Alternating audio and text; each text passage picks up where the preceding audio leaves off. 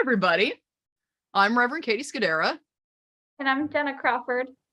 And we're the ministers serving First Parish in Needham, Unitarian Universalist. And welcome back to our couch conversations. Look, Jenna's here. She's even on the couch at my office. Yay. I don't know if you all remember that couch. It's been so long. Jenna, it's been so long since we've had a couch conversation. Indeed, it has been. I had a head injury, so mild concussion, but it was really tough to look at screens. So we decided that was one of the ministries at the church that we would put on pause until it was a little bit easier for me to look at screens. So I'm very happy to be back with you all. No, and it's just in time for a great theme on the topic of Jenna returning, which is that the theme of the month for March of 2022 is abundance, which we're incorporating into worship and small groups and RE programs. But we've just experienced a scarcity of Jenna. And now we're back to having an abundance of Jenna. We're very excited for that. I like that. I've never heard myself described as a scarcity of Jenna versus an abundance. It's great. But whenever I think of this spiritual theme, I always think of one of my all-time favorite sermons, which I heard in a small group. The minister in Utica, New York, read us the sermon by Reverend Patrick O'Neill, who was the senior minister at First Unitarian in Brooklyn, New York. Sermon called Treasured Dishes, Fragile Cups. Maybe we can even link it into the YouTube description or something like that. But just this idea of, and this is sort of the personal or contemplative side of the theme, but I think by the end of the conversation, we'll probably also talk about the sociological, bigger picture side of the theme. But it introduced this idea of asking in yourself if you are having an abundance moment or a scarcity moment.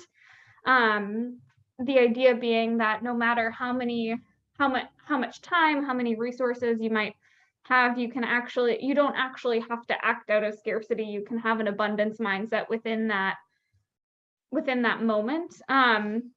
In part of the sermon, he reads that poem that we've shared at First Parish as well, Our Jeopardy by Thomas John Carlyle.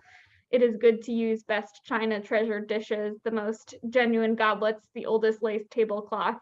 There is a risk, of course, every time we use anything or anyone shares an inmost mood or moment. But just this idea of we might not have an abundance of resources, but what we do have, we should share and engage with. And so I've always used that as like a nice personal check on myself of I can really feel it in myself when I feel like I'm in abundance mindset or scarcity mindset. And it usually has nothing to do with how much, like, usually the scarcity piece is a scarcity of time. Like, I'm like, I just don't have time to say yes to this or give this to this group, or and sometimes I'm in a more of an abundance mindset. I do have time. I have an abundance of resources. And usually it actually doesn't have a lot to do with my schedule.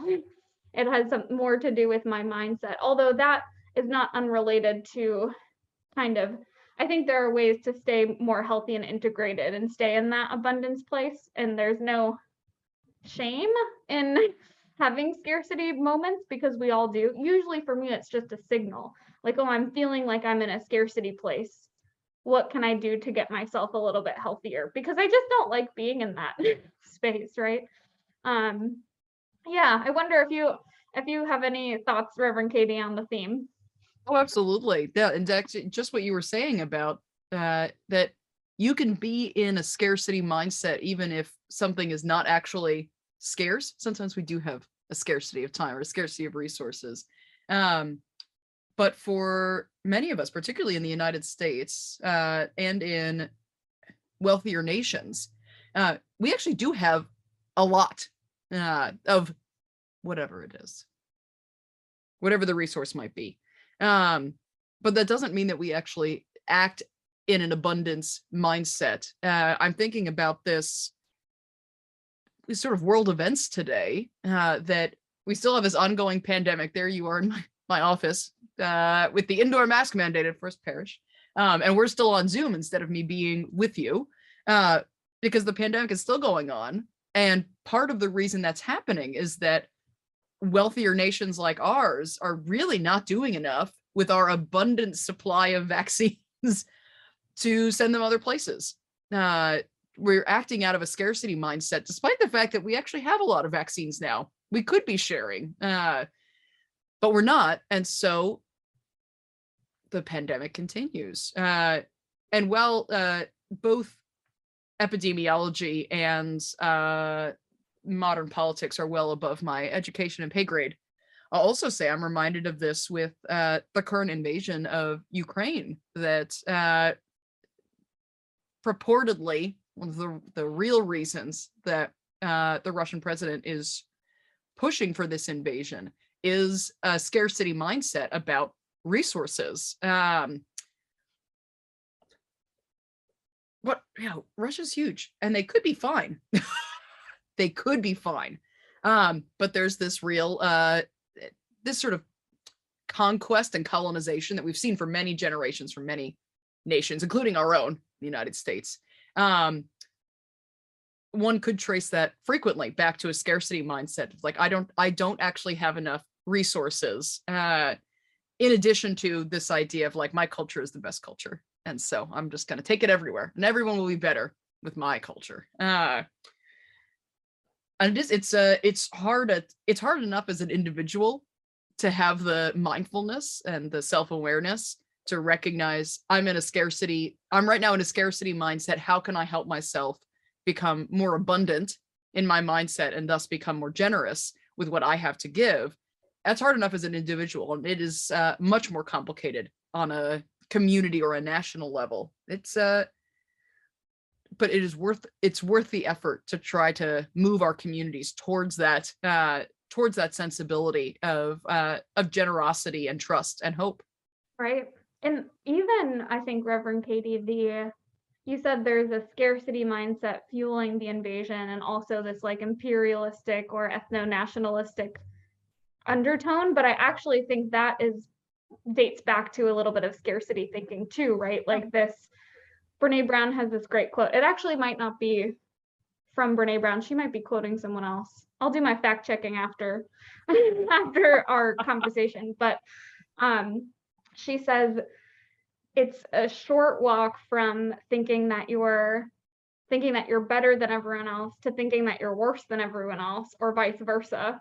But it's a long walk from either of those two places to just being on par and seeing your equal humanity reflected in others. And so I think there's a scarcity and a fragility in this, like this idea of a ethno-nationalism, right?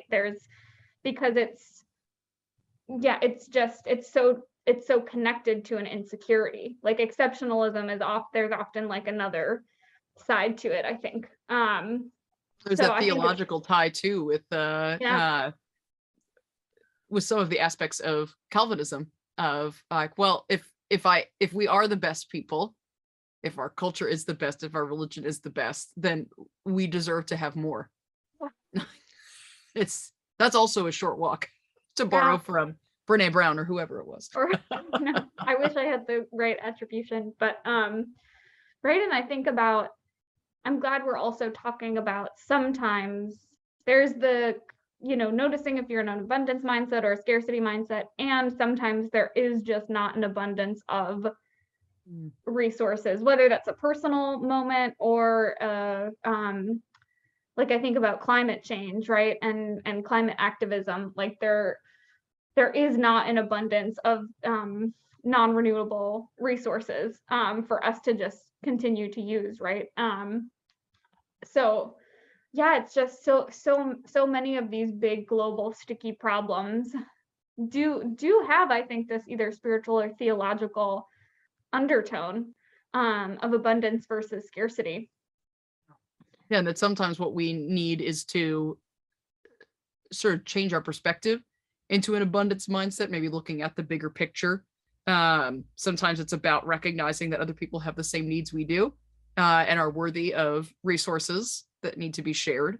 And when we think about resources that need to be shared, that sometimes we should just let something be, because maybe we don't actually need it. We might want it, but maybe we don't need it because we have to share our earth with the future generations. Well, and I'm curious then, for everybody who's watching this, wherever you're watching it, if you have any thoughts about abundance and scarcity, and on that personal level of mindset, and also on our national global level with large communities of human beings. And if you want to share your thoughts with me and Jenna, our email addresses are on our website, uuneedham.org. And you can also comment wherever you're watching this. And I hope that all of you will have a lovely March, and that we'll see you again in April for our next couch conversation. See you all soon. Take care, everyone. Bye-bye.